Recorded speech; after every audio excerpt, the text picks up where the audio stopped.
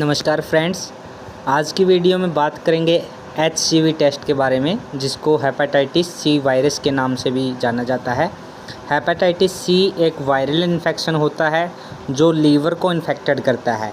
HCV को silent disease के नाम से भी जाना जाता है, क्योंकि कई बार लोग हेपेटाइटिस से संक्रमित हो जाते हैं और उनको पता भी नहीं चलता।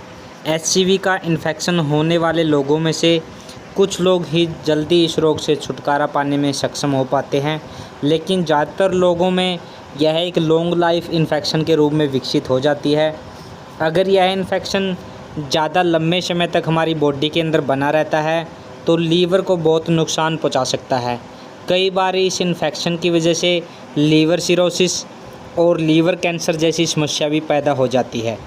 अगर HCV का इलाज ना किया जाए तो कुछ सालों में लीवर को बुरी तरह क्षतिग्रस्त कर सकता है।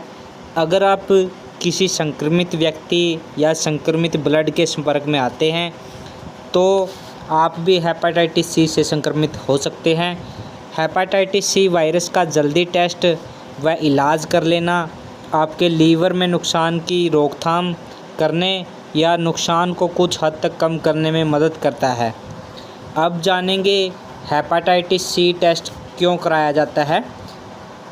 एक सक्रिय या गुप्त संक्रमण की जांच करने के लिए भी इस टेस्ट को कराया जाता है।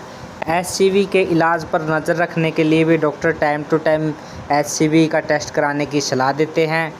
अगर किसी ने अपना LFT टेस्ट यानी लीवर फंक्शन टेस्ट करवाया है और उसका जो रिज़ल्ट है वह एबनॉर्मल आया है तो उस कंडीशन के अंदर भी हेपेटाइटिस सी का टेस्ट कराया जा सकता है, यह पता करने के लिए कि कहीं LFT के रिज़ल्ट की वजह हेपेटाइटिस सी तो नहीं है।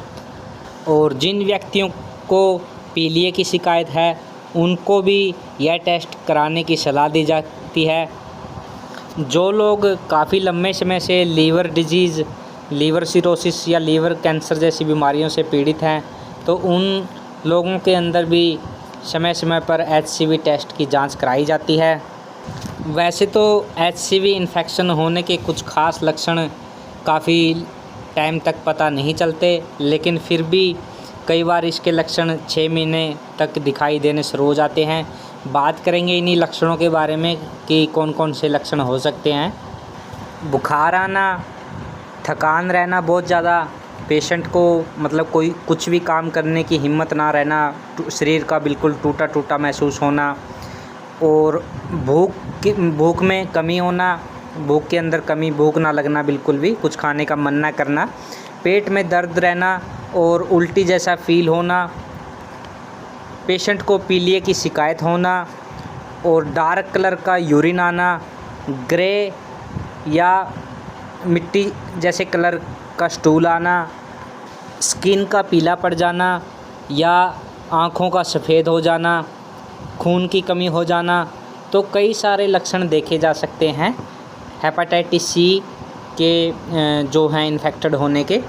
वैसे तो इसके जो लक्षणों की सामान्य अवधि है वह 2 सप्ताह यानी 2 वीक से लेकर 6 महीने तक की हो सकती है, लेकिन कई बार 6 हफ्ते, 6 वीक या 7 वीक के बाद भी इसके लक्षण नज़र आने लग जाते हैं।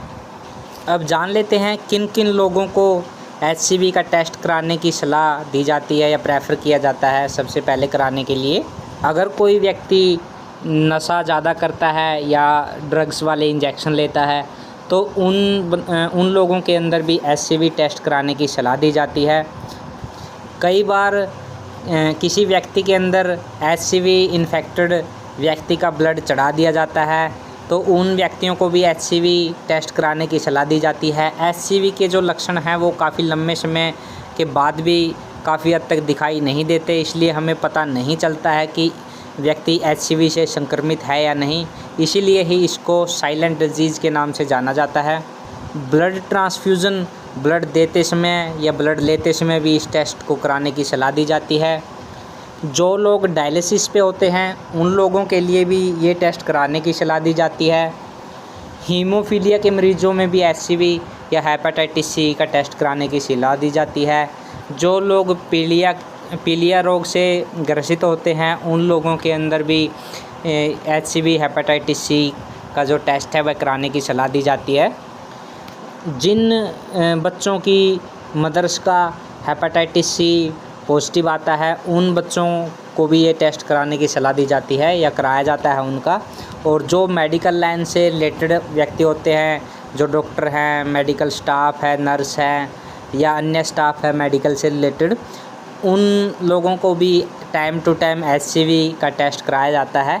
क्योंकि कई बार ऐसा होता है किसी संक्रमित व्यक्ति या संक्रमित ब्लड के रिलेशन में आने से उनको कई बार समस्या हो जाती है इस इन्फेक्शन की।